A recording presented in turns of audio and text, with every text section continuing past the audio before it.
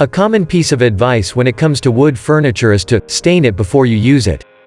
This is especially true for outdoor furniture, which is more likely to suffer from weather damage without a protective finish.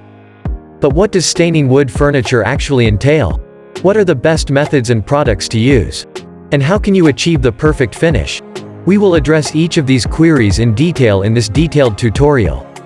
Whether you're looking to stain a brand new piece of furniture or want to refinish an old favorite, this guide will give you all the information you need to get started. Have a look at how to stain wood furniture. Staining wood furniture is a great way to change the color and appearance of wood without painting it. This can be a great option if you want to maintain the natural look of the wood. Plus, staining is rather simple to perform and doesn't call for any specialized knowledge or equipment.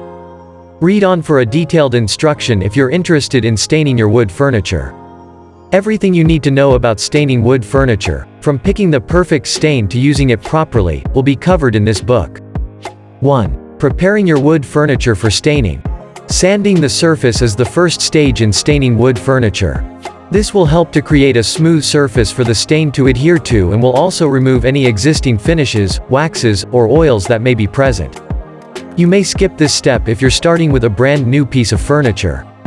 However, if you're refinishing an older piece, you will need to use a medium grit sandpaper to remove the existing finish. After sanding the surface, clean it with a moist towel to get rid of the dust.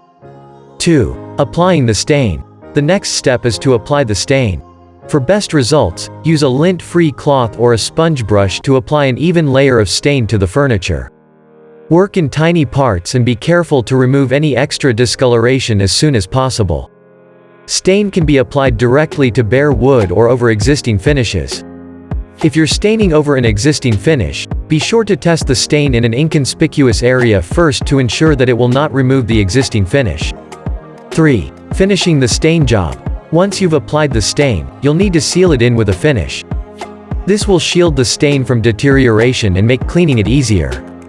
There are many different types of finishes available, so be sure to choose one that is compatible with the type of wood you're working with and the look you want to achieve.